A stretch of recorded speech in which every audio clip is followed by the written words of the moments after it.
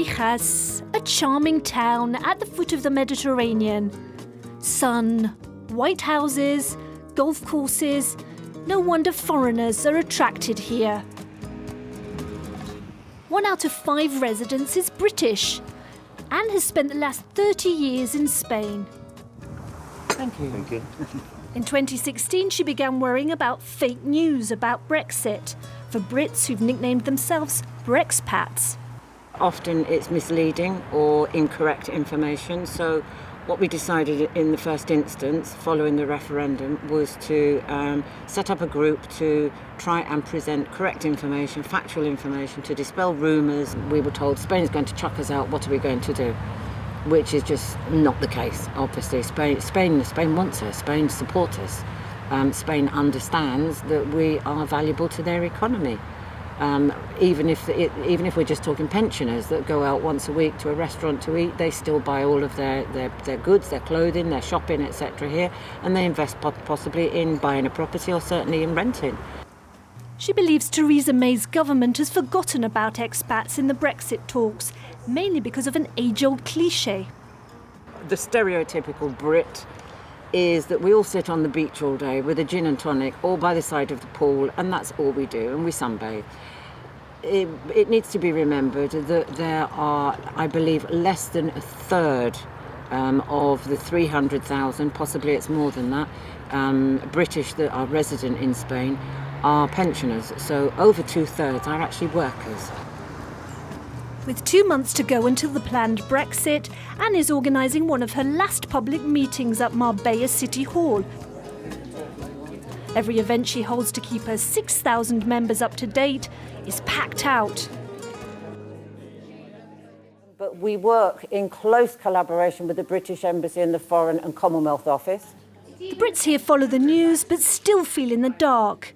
Anne has brought along a guest to help, the British Consul of Andalusia. So, show of hands, who's heard of withdrawal agreement? Who's confident about what it all means, that they know what it all means? Okay, that's good, that's good. We're hoping your hand is going to go up. Spanish universal healthcare, British pensions, those gathered start to list what they could lose. As the meeting wraps up, the consul tries to ease their concerns. It sounds incredible, but if people are already legally resident here, very little will change for them. Yeah? The important thing is that they have to be legally resident. The people who will notice the biggest change are going to be the people that come or want to come and live in Spain after we've left the European Union. Some expats are considering returning home. Local politicians hope to convince them to stay. Roy PEREZ is a local councillor representing foreigners in MIJAS. He wants to avoid a mass exodus at all costs. He estimates the number of British residents at more than 20,000. It's hard to know for sure, since many Brits don't register with their town hall, often put off by the language barrier. This is the registration campaign we held several months after the Brexit vote.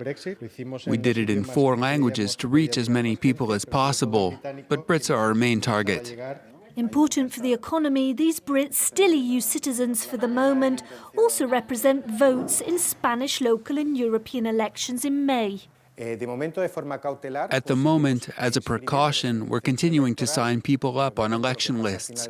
But the problem is we don't know if finally at the end of March they'll be entitled to vote in our district. However, it's really important, if they can, that they vote, given how many Brits there are. Voting is a hot issue for Brexpats. If they live 15 years outside the UK, they lose their vote. Most of these people couldn't participate in the referendum. If they're blocked from local and European polls, they won't have a say anywhere. Richard arrived at the age of 5 in Spain. He saw a business opportunity in Brexit.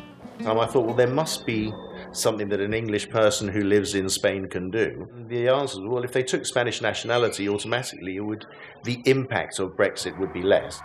He started a special course at his language school for people seeking Spanish nationality. Business boomed just after the vote, but of the 150 pupils at his school, only 2 are on his special programme. As it was something that was such a long way away, and the person who would be interested in that tends to be a slightly older person, then learning a new language is slightly harder for the older you get. Then people have dropped off and then said, we'll deal with it when it happens. The March Brexit date is closing in, but British expats feel as uncertain as ever. Some say they feel stateless. If they successfully apply to become Spanish, current rules require them to renounce their British nationality.